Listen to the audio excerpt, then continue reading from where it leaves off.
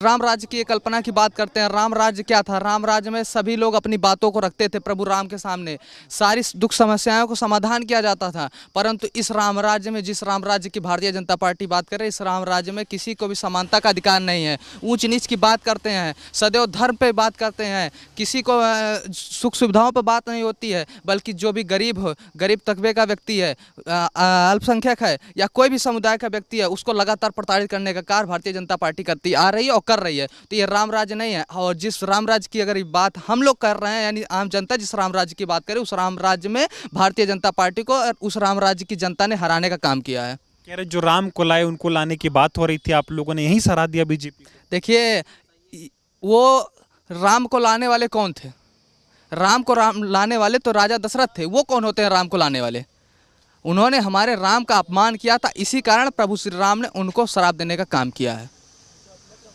प्रभु श्री राम ने उनको श्राप दिया है और उसी श्राप के कारण ये तो अभी अयोध्या से हारे, और अयोध्या के साथ साथ अयोध्या की सारी मंडल से हार गए। जो अयोध्या के 5 मंडल हैं, 5 मंडल से हारे। इसके साथ साथ उत्तर प्रदेश से आधी सीट का सफाया हुआ, अभी तो देश में भी इनका सफाया होगा और केंद्र से भी है।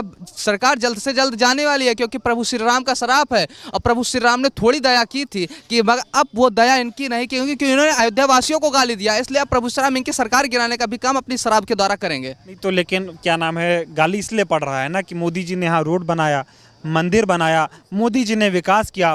500 सालों से अयोध्या तरस रही थी सब हो जाए, सब मोदी ने किया, फिर भी हरा दिया। देखिए, जिस रोड की बात कर रहे हैं, वो रोड की स्थिति आप देख सकते हैं। रोड की हालत क्या है यहाँ पे। आप किसी वो रोड बनाए हैं, रोड नहीं बनाए, रोड की मरम्मत कराएं। और रोड, जिस रोड की वो बात कर रहे हैं, और रामपथ रोड की बात कर रहे हैं, वो रोड ऑलरेडी पहले से ही बनी हुई थी, वो सही सलामत पहले से थी। बस उस पर खाली दिखावटी बना उन्होंने कर दिया, रंग पेंट कर दिया, दिखावटी बना कर दिया। जो रोड बननी चाहिए थी, गलियों की बननी चाहिए थी, मोहल्लों की बननी चाहिए थी, आधी आबादी जहाँ बसती है, इसकी रोड की मरम्मत करनी चाहिए थी। इस रोड की मरम्मत थोड़ी भी नहीं की गई। घर तोड़वाया गया, इसकी नाराजगी थी लोगों में। इस वजह से क्या लगता है बीजेपी को ज़्यादा झटका लगा? हाँ, इसी वजह से ज़्यादा झटका लगा है। इसके अलावा और भी तमाम समस्याएं थी जनता की, जिससे इनको झटका लगा। जैसे पहले तो घर तोड़वाया, ठीक। दूसरी बात, ऑटो रिक्शा वालों को इन्होंने प्रताड़ित करने का काम किया। यहाँ से ना जाओ, वहाँ से जाओ, अपनी मनमानी चलाते हैं। ऑटो वालों पे 20-20 हज़ार 30 हज़ार का चालान काटते थे। इसके बाद छात्रों युवाओं का समस्या था। छात्रों युवाओं के पेपर होते थे, एडमिट कार्ड होने के बावजूद अगर कोई वीआईपी आ जाता, तो अगर 9 बजे का पेपर होता, तो आप अगर 7 बजे भी 6 बजे भी निकल जाते हैं, तो जब तक वीआईपी चला नहीं जाता, तब तक आप पेपर नहीं देने जा सकते थे।